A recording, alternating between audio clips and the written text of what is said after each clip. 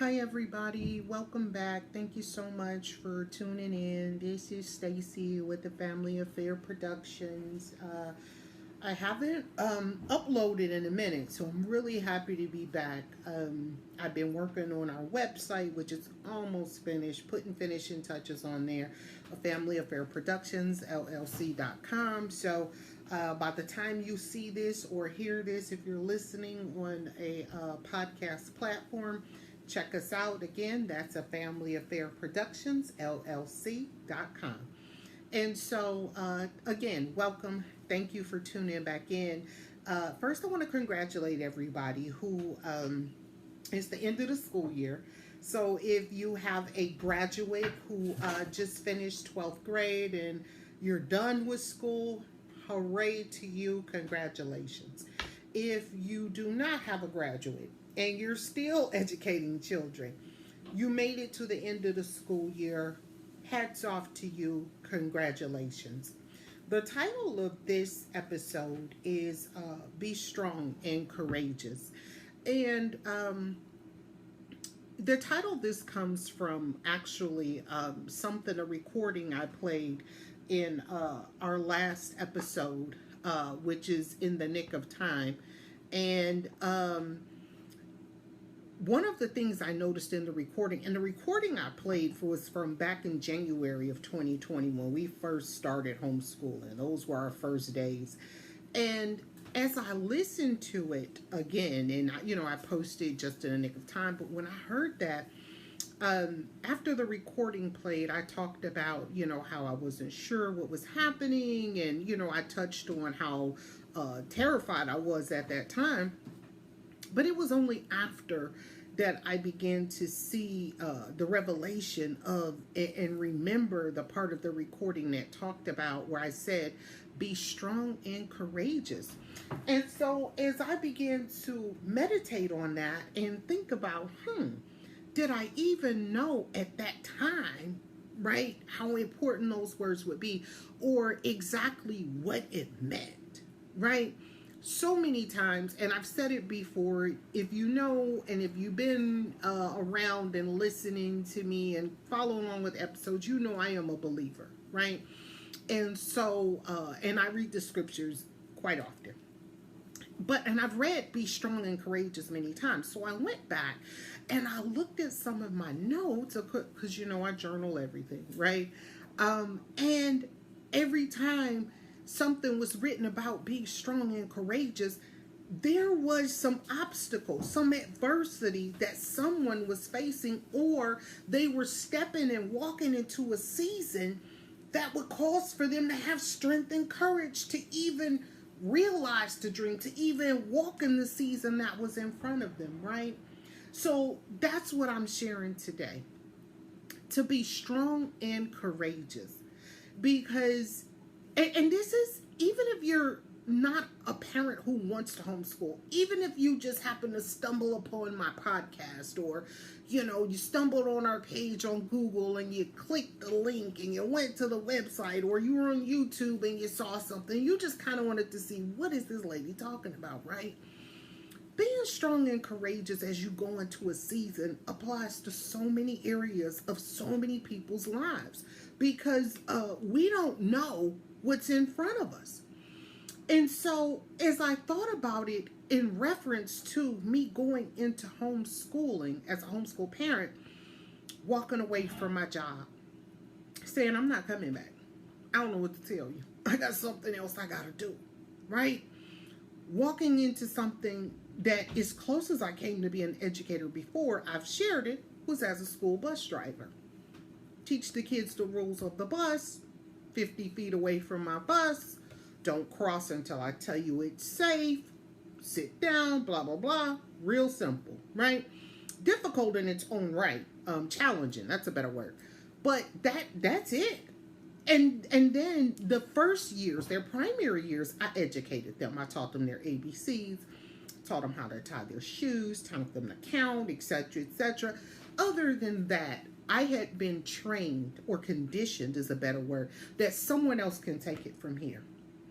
And so when that someone else failed to meet the expectation, or to even deliver on what they said they're going to do, then it was up to me to do it.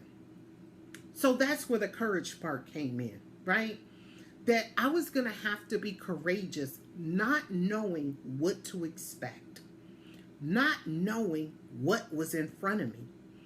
And so as I began to think about this, during the time I have not been uploading or recording, I've been going over this, be strong and courageous, looking at the journey and understanding what it meant and what it means right now today, right? That's why I say congratulations. You made it to the end of the school year. If you're a parent or a care provider, right, a guardian, and you're swiping your brow right now thinking, whew, okay, I got a couple of months rest. Hopefully, fill in the blank, right? During this time frame, something will change. Been there, done that, didn't happen, got worse, right? I remember in 2019, the end of the school year, being like, we made it. And at that time, Nasir had worked very hard doing volunteer work at the local shelter and doing all these things to earn this Golden Jaguar Award. They did interviews. He had to like write an essay, and they turned around and gave it to everybody, which is fine, right? But I remember that being the toughest school year. That was the school year that the teacher who was in charge of the valet program pulled my son outside to give him a gift of a watch because he didn't have one. And the school didn't stand behind me. They stood behind him. Like I said something wrong for saying, why are you pulling my kid to the side giving him gifts without talking to me? I didn't ask you to give him a watch. I wanted him to have a watch. I'm perfectly capable of purchasing him a watch. And his response was, well, he didn't have one, and this is such a coveted position of being one of the school valets in the car rider line. You open a car door for the kids when they get out. You close it. You do the same thing in the afternoon. And even as I inquired, well, do all the kids got watches but mine? And you bought them watches? And it was just really weird. And it was too much. And the school blamed me. He spoke with me very recklessly. Told me pretty much in essence that, you know, I was out looking for something. Like I was looking for it to be a problem. Like I should have been thankful that he did anything for my kid when I didn't ask him to. But my point being, at the end of that school year, I was exhausted. I had been to the school so many times that year alone. That was just one incident. And I had been to school, even for my daughter, explaining to her teacher that if she doesn't stand for the Pledge of Allegiance, that is her right. And so the teacher said to me that Naima is not standing for the Pledge of Allegiance and other students are starting not to stand. I said, well, bravo to her. Because even then, she knew what it meant to be in the 4th grade. She knew what it meant when Colin Kaepernick took a knee. She knew what it meant because I told her, right? She understood that Philando Castile was murdered in front of his girlfriend and her child, like in front of his family. And it didn't have to happen. So when I said to the teacher, you know why we're doing that? She said, oh yeah, I heard about that one. That one? What do you mean? Like, you know, she was like, oh, well, my husband's a gun-toting Trump supporter. And I'm not saying pro-Trump or pro-Biden. It's just, for me, it's wings of the same bird. I'm just being honest, right? And so I'm just sharing what our experience was like. So I have been to the school many times. You know, the teacher telling me, oh, your daughter just, when it gets to math, she draws a blank. You know, she gets this dead stare. And I sit with her for an hour, like almost a whole math class, almost every class. And she's not getting it. You know what I mean? And so by the end of the school year, I was exhausted. I was just done, right? And so, I'm sorry, that was when I even had a male teacher. I'm sorry, that was the year before with the female teacher saying she had seen that one. We had been at that school for 2 years. And so when she had that male teacher, that was 4th grade year. That was our last year in that particular school district because at the time, that's where their daycare provider was. And so because I worked such long hours, they would walk to the school from her house and then walk back. And so that was when the little girl punched her in the back. And the response from her teacher was, yeah, I spoke to that teacher, and she said, she's such a little bitty girl, the one who punched herself. Like as if my daughter were bigger and it shouldn't have hurt her. You know what I mean? And so these were just the instances, and all these other issues.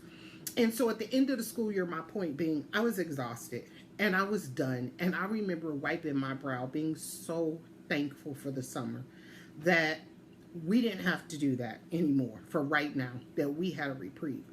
That was the time I was supposed to pull them out of the schools. I was supposed to say, you know what, that's it. I'm done. But the opportunity came for me to switch to work for the county, as I shared before.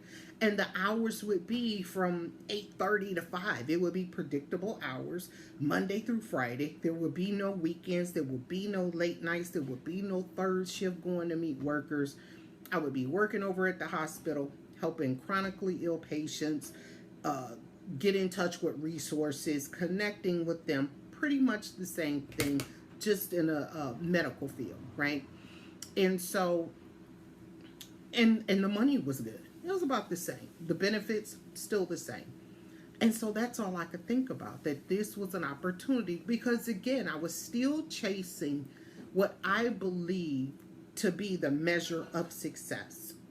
That's what I believed, because I had been locked out for so long and at the bottom for so long, that once I got the opportunity to be in those spaces and have that position, and I work for the county, and that's a good job. Where I come from, you work for the county, you got a good job, right? And so to have those things, that's where I was coming from. That's all I could focus on, right? That was my measure of success. And so end of the year, wiping my brow, okay, I can just get them ready for next year, and I can do this and make sure they got better clothes and better this, and now they don't wear uniforms. I can spend the summer working, making money, making sure my babies is tight, head to toe. Did that. It didn't make a difference.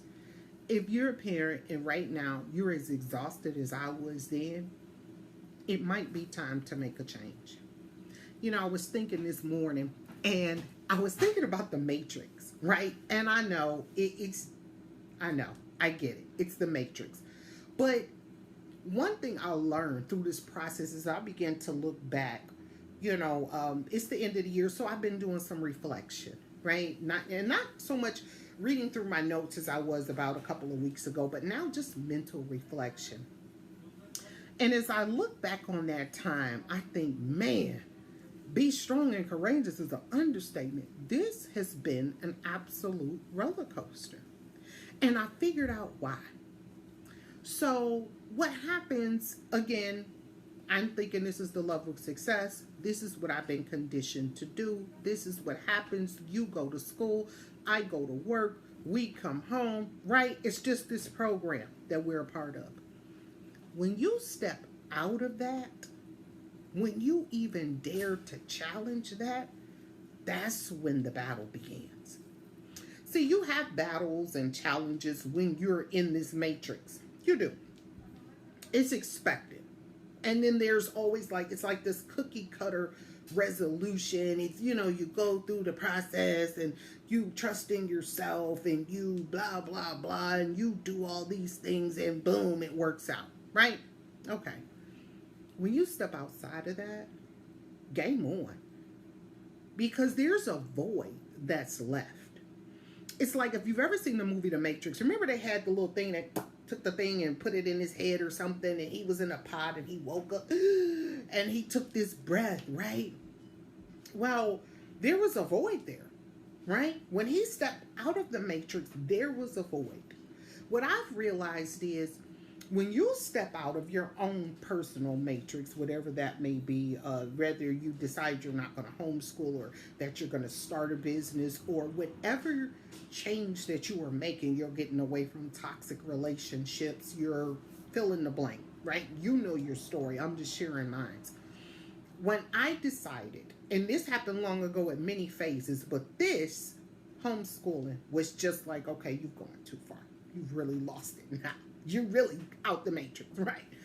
And so when I stepped out, game was on. And things begin to happen. I thought that, one, I understood that everybody I saw very quickly was not on board. It was like, oh yeah, the schools, we keep doing them, but they don't work. You go, girl, good for you. But when I tell you the battle waged from that moment on, the battle waged from that moment on. And the goal of the battle was to put enough pressure that I would go back. Like when you first start to change something, there's a period of time when there's just silence. Radio's like, right? And you're like, okay, this might not be as bad as I thought it was. Boom, first trial. That one don't get you in line. Boom, next trial. And it just bangs and bangs. It's non-stop because the goal is to get you to go back on what you said, right? It's like when I quit smoking, started homeschooling the kids, about a month and a half, 6 weeks later, I quit smoking. You can just set it down, baby. You couldn't have told me that things would flip the way they did. Literally, everything flipped upside down. I absolutely couldn't believe what was going on. It was just like trial after trial. It's like, man, shoot, did I deal with this type of stuff when I smoked and I just didn't know it? I couldn't understand.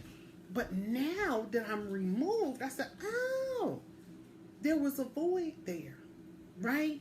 There was a void that used to be where I was. The first thing was pulling my children out this system and myself, saying you can condition, let's decompress.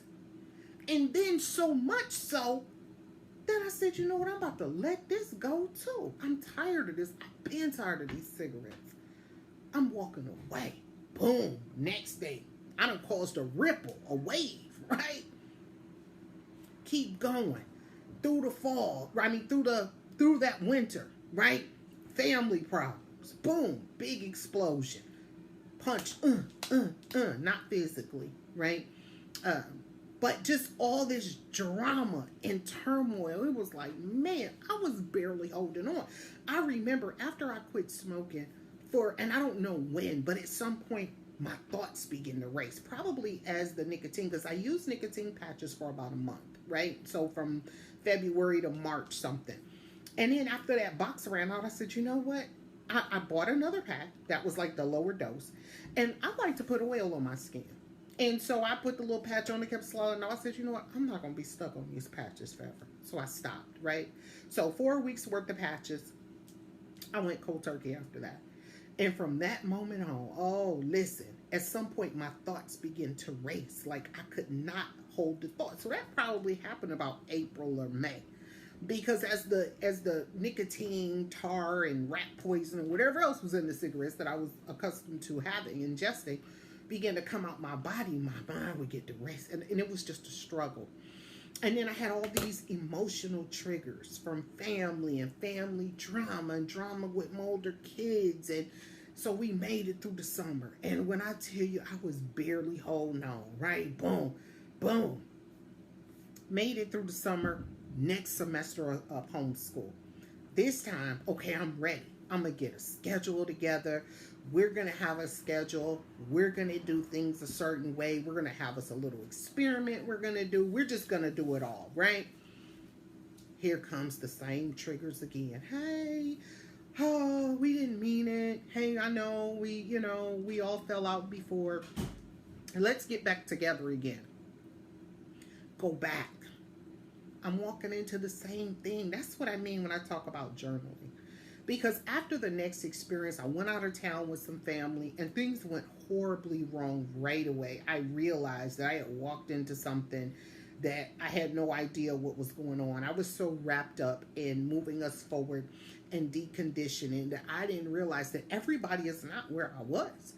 Everybody who you know and the way you knew them, you become unrecognizable to people. That should be the title of this. Becoming unrecognizable. You become unrecognizable to people as you grow and as you move on. And so where they're accustomed to seeing you a certain way and you seeing them a certain way, that's really the thing, right? You see them as, You're complimenting them, you're supporting them, you're, acknowledging their accomplishments, you're giving, and they're like, thank you. Right? That's your job. You're the giver. And so you become unrecognizable because you stop so much looking at other people as being the bee's niece, and you kind of start to look at your own life. You kind of, now you're not in that mode of, oh, I'm here to, everything I get I have to give away because I'm here to serve others. That Western Christianized, I'm gonna say it, mind frame that whatever that you're blessed with is not for you, it's for you to give away. Which, does that even make sense? Because if the Most High can give to me, he can give to you. And if he tells me to give to you, I'm going to know it. But if you manipulate me out of it, then, that's something different. And so each time I begin to have these experiences, these emotional triggers, and these horrible emotional experiences that just brought us down further and further. And we began, as 2020 rounded out, and this was all during the midst of a pandemic, something that everybody thought would be over in weeks or months, right? It was still dragging on that fall, and here I was walking into something that I didn't know that I was becoming unrecognizable, and people don't like that. They don't like it when they can't see, wait a minute, did you change something? I'm sorry, are you trying to do something different? You need to get back in your spot, your pod, your matrix pod. You need to get back in there because I don't like this. I'm not feeling this, right? So we went through that again. All three of us, me and my two young ones, we made it back home. By the time we got back home, that's all I wanted, just to make it back to my home. And we came back in pieces, right? And so as the time went on, this is, again, it's more pressure coming from all sides. The signal is, go back to where you were. Go back to what you were doing. What do you think you're doing? Now you're becoming even more and more unrecognizable. That's where the strength and the courage comes in. Because let me tell you something. When I tell you I have been knocked down, like the wind knocked out of me, that is an understatement. And then I have young children. Well, they're teenagers, but they're more volatile than a 2-year-old. Right? And so they're going through this with me. But we still doing the schoolwork. We came home that winter. We took the winter break. We started back in January. New schedule. Pretty much the same curriculum. I create a syllabus for them, right? Getting them ready for higher education if they choose. How to follow a syllabus, looking there for your requirements, figure it out, work independently. And so we started again. And this time I decided, okay, it's 2021 at the time. We're going to take us a vacation. And so I started to plan. There's stimulus checks and, unemployment. You know how we was getting money, right?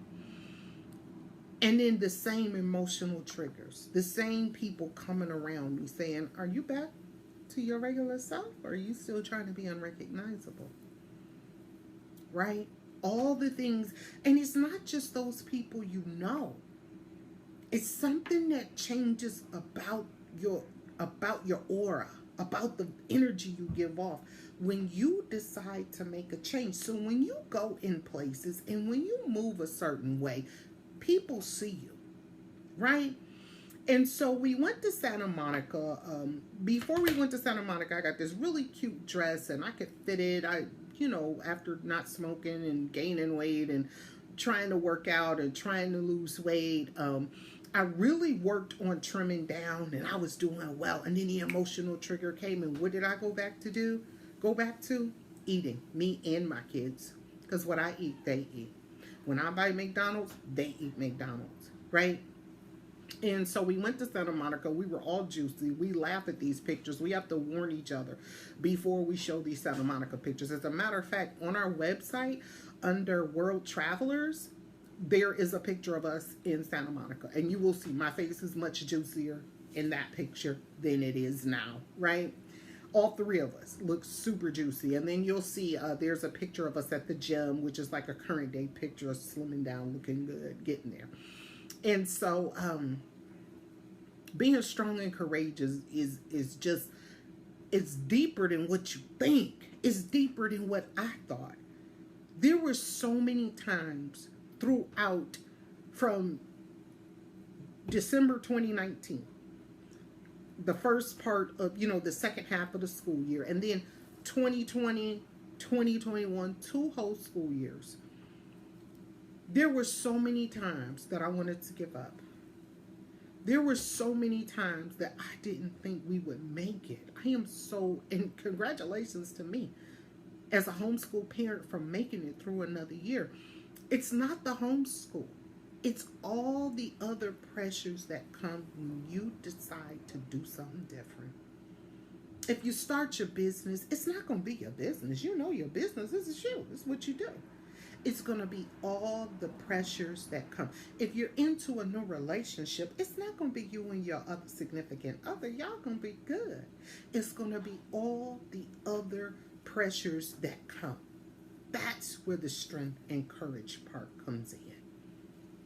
That's where being strong and of much courage is going to serve you well. But you got to dig deep.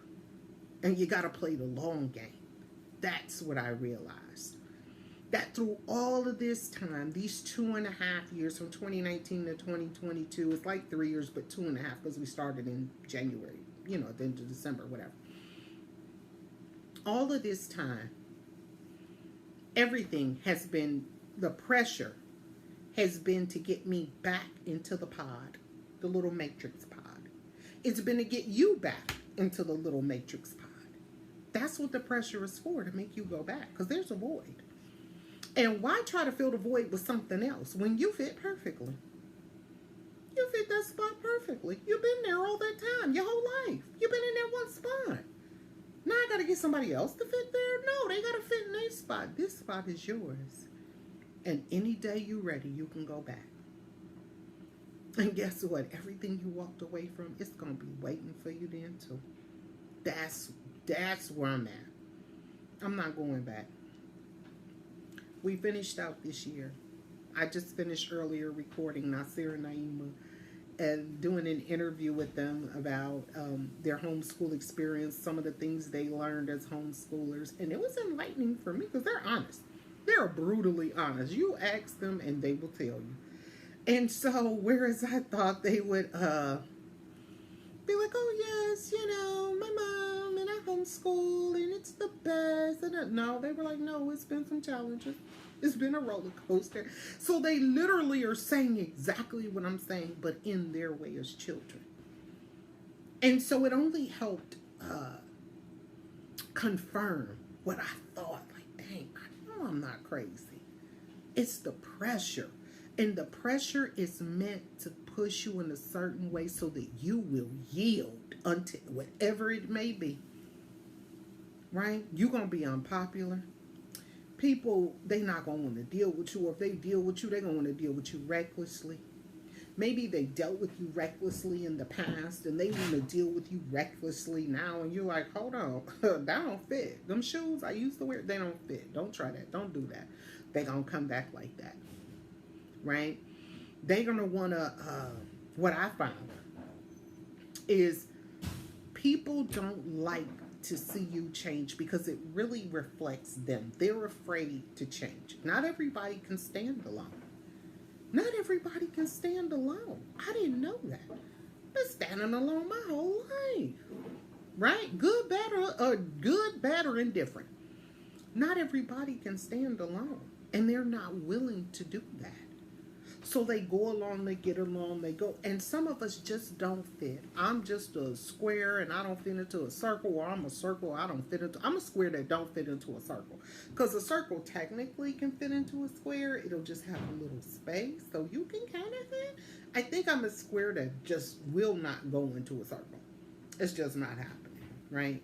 And so I just wanted to share and congratulate everybody who made it through another school year and encourage you that if you want to change something, you can change it. It's okay, right? You've already been, look at this one little brain. You've already been strong and courageous, even in thinking about it, in considering it, and standing up saying something's not right. That takes courage. It takes courage to call something out. It's not easy to do because that's when you become unpopular. When you begin to call stuff out and call it what it is. Like, oh, this is ridiculous. This don't make sense. Wait a minute, what are you talking about? When you begin to question what you've been told and you've been taught and you've been conditioned to believe, when you begin to question that, that's when you become unpopular.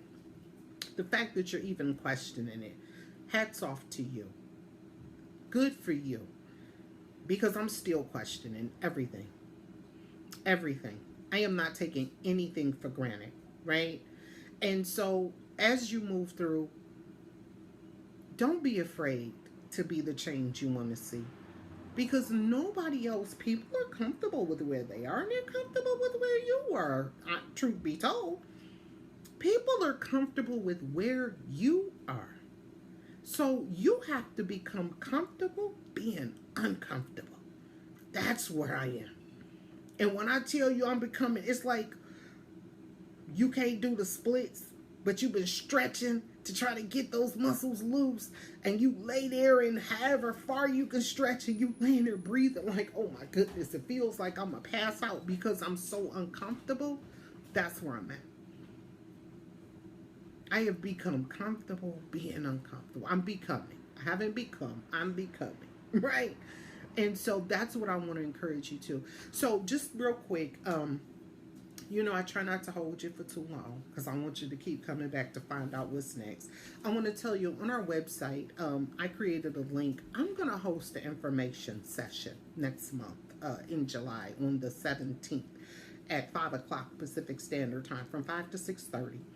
And I'm going to hold this information session for parents or guardians who may be considering switching to homeschool.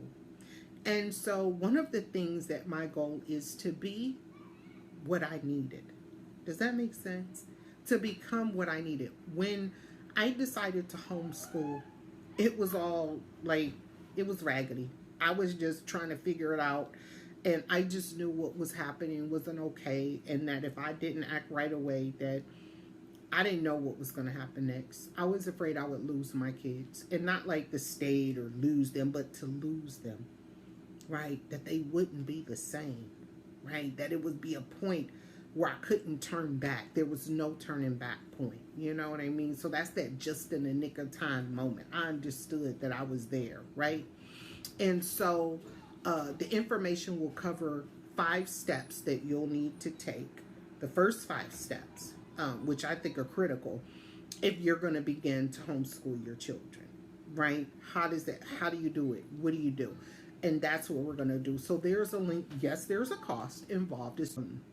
And people can donate if they want to cover the costs for others. If you're doing really well and you're like, you know what, I want to make sure I can be the change for other people too. That's fine. You can donate. Send me an email. Let me know it's not for you. It's for someone else. You can do it in someone else's name. But I think it's just really important. Sometimes people just need somebody to hold their hand. Sometimes that's all you need. And I wish that I would have had somewhere to turn to that was affordable. There were places to turn to, but they were just not affordable for me. I can't afford, at that time, I could not afford $300, $400, even a $200 subscription. To be in a space with other parents who are already doing it, trying to find a connection where somebody could like mentor me. No, I wished. So that's who I will be.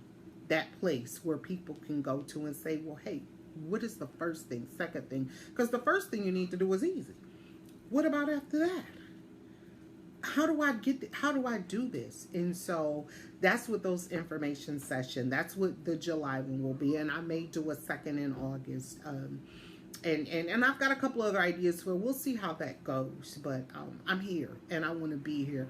Not only for people who are homeschooling, but for anybody who is making a change in their life. If you haven't heard my story, go to Acast and find my podcast, I Got a Story to Tell, listen close, because you may hear something that was meant just for you. So for now, I want to thank you for stopping by. Check out our website, a Family Affair Productions LLC.com. Check us out on Amazon. Check us out on YouTube. Facebook page is coming, but I got to work on it. So thank you so much for stopping by.